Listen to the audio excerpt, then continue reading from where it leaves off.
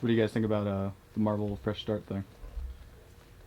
Well, it doesn't sound all that fresh. Yeah, no, it doesn't. It sounds like the same crap they've been doing the past 6 Let's years. go and like have a fake reason to restart things at number 1. Yeah. Well, except there's... Okay, so truth in advertising.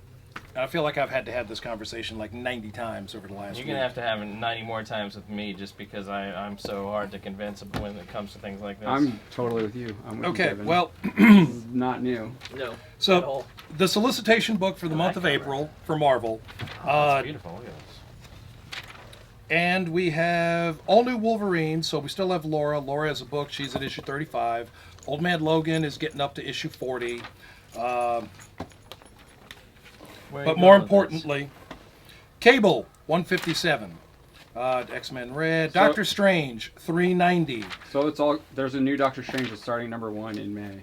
There's a new Black Panther number 1, new Avengers number 1. Yes. Now, some of these things, particularly when they revolve around a change of creative team. A change of creative team almost always brings a new number 1. Almost always. Isn't Ta-Nehisi Coates still on Black Panther though? Like he didn't leave. It's the same creative team though. That's the thing. In that case, I'm not sure what the deal is because he's going over to Captain America. Yeah, he's doing Captain America, but he's still on Black Panther for this. So it's like there's no reason to actually do a number 1 for Black Panther. Well, it's the same creative team, just new number. Was there a reason for Aquaman to be Rebirth number 1 instead of being number 53? No, but they did it anyway. Yeah. Did you get reprints of Red number 1? I did get a second print of X-Men Red number 1, yes. But we knew Axel Alonso was gone. We knew Brian Michael Bendis was leaving. So we knew that there were internal changes anyway. Why not capitalize on the news of it all? But in fact, I was looking for these changes to be coming 2 months ago before this announcement at all. The moment I knew that there were going to be big names shifting around, it's going to mean a change in story stuff. I knew that there were books that were getting pulled off the product line and new books were going to get added in, and we were going to see a shift in whatever was getting published. Certainly anything where the sales haven't caught on versus anything that is selling very strongly, hey, that's the name of the business. DC's doing the same thing. We're going to see an end of Super Sons. I'm not even sure why. We're going to see an. We already saw. Bendis is taking over all the Superman books. Okay. But Super Sons, I thought was doing well as it was and didn't really need a change of anything. So he said. I saw Tomasi tweet that like it's not like going away. It's just like changing. So they have that whole new like Justice League No Justice story with DC, No and there's going to be Snyder said that there's going to be stories spawning out of that with like new teams. So we'll probably see them show up there. But in all honesty, good cover. I really feel like this is a case of stop worrying about the books that haven't been printed yet. Read the books that are in front of your face. Read what's happening right now. Those books will get here when they get here. We'll read them when we read them, and we'll see those stories. But if you're spending all of your time worrying about what Brian Michael Bendis is going to do to Superman, nobody's spending all of their time. You're not spending enough time concentrating on the Superman book happening right now. And there you have it. Well, in Troy's eyes, no, you can't. I'll tell you what. Try reading 150 books. You can read 150 comics, or you can read about 150 comics. But it's hard to read the books and then keep up with any kind of a news cycle and expect to actually read and absorb and retain the stories. Ooh, it's here. Yes. So, there's that. Whatever comes out, I will read it when it happens because I can't possibly know if it's going to be good or not until I read the book in context. I'm not talking about the books. When I complain about these reboots, I'm not talking about. I'm not saying, oh, this book is going to suck because that has no bearing on the quality of the story, the quality of the art, right? It doesn't. But when it comes to me as a collector, I don't want to, when I'm going to go and I've got a bunch of I've got a bunch of comics at home that aren't properly put away, right? I got a bunch of stuff to put away, and it's from the past like 10 years, right?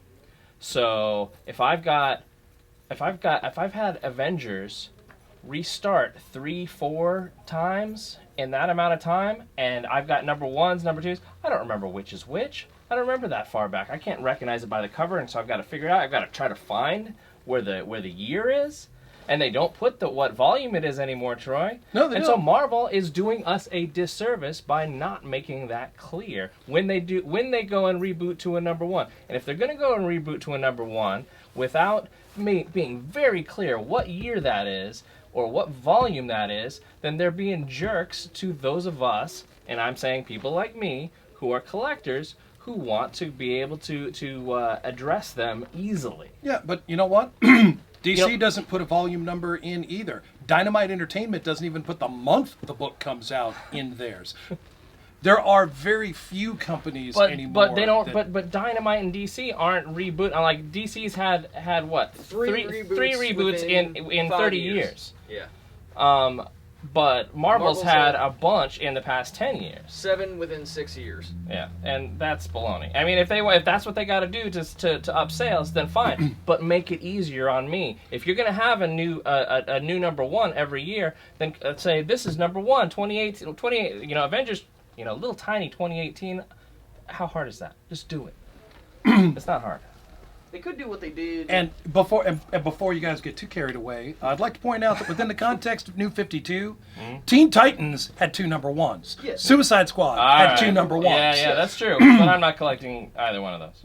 Well, Suicide Squad used to be good. if we're going to take Before Marvel to the task New for 52. it, then we have to take DC to task for doing the exact same thing. It would be different if DC did it the exact same span that Marvel did it.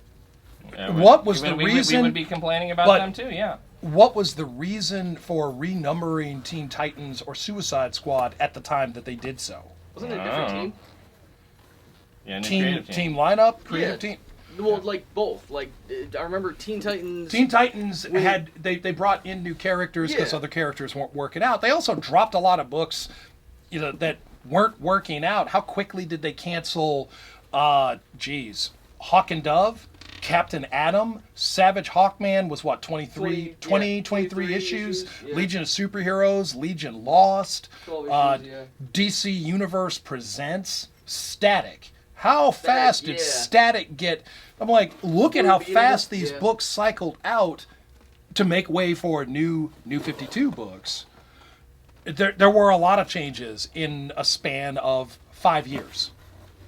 New 52 running approximately 5 years. So I have a different argument on it. I actually think a lot of it, they promised us new creative teams, and these are the same people that have been at Marvel for the past 2 years, and they just put them on different books.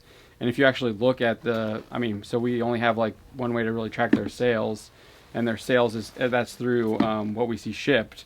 And I wrote a whole article on this. Almost every single of those creators at Marvel, their books have dropped like almost 60% since they came on it. Jason Aaron had the best at like 40%. So that's like huge, like drop off with those creators. So I actually am skeptical of just the creative teams they put on them, and they call them new, and they've been around for at least 2 years. I'm not saying they're not. I'm not saying like people don't enjoy their stories, but those numbers those speak volumes to me. Let's assume for a moment that Jason Aaron is taking over a book that a lot of other people weren't reading. He's new to their eyes, not yours and mine. Certainly not mine. I was reading 80% of the Marvel product line anyway, so I was familiar with those creative teams, who was doing what book, etc. But for somebody that wasn't, then this is a new team. It's new to them anyway. They didn't say that the creators were brand new, fresh out of the Kubert school. They said new creative teams on different books. They said new creative teams, new books. They didn't say on different books. Well, and it's a little bit of both, because there are new books taken over for books that are going away. Right, and some of the new books they actually look like they're mini-series. So you get the Cosmic Ghost Rider with Connie Cates, and then you have the Multiple Man with Rosenberg on it, and then they just announced Lemire's coming back to Marvel with the Sentry. They did that today. Yep, yeah, they announced Sentry was coming back. multiple man as in Madrox. James Madrox. Madrox. Yeah, Madrox Jamie is Madrox. back. Yeah, he's gonna come back. Yep. In a miniseries. That's good because I Oh, it's a really miniseries. well. I I mean, think when it's a it was Peter miniseries. I might be David wrong. doing X Factor, I really loved that. But then suddenly, I didn't collect whatever it was that he died in, and so that bothered me. Yeah. 'Cause I really liked that book. I don't know. Did you read X Nah, Factor? I haven't read that one. It was good. All the Peter David issues are great. Well, I love Peter David writing. I love Peter David as much as the next man, maybe even a little bit more than most. Super nice guy. I liked his Hulk. I liked his X Factor. I wouldn't mind seeing him spread that kind of voice to some other things. Didn't you Well, read I did Spider-Man at one point? Spider-Man 2099. Yeah, that's Yeah. it. He did really good on that one. I I- enjoyed that one. It's a hard sell, and he did a pretty good job. I kind of lost interest eventually, just because there were some characters that I really just never found a way to care about. But just the basic characters, Miguel and a handful of the others, were great. But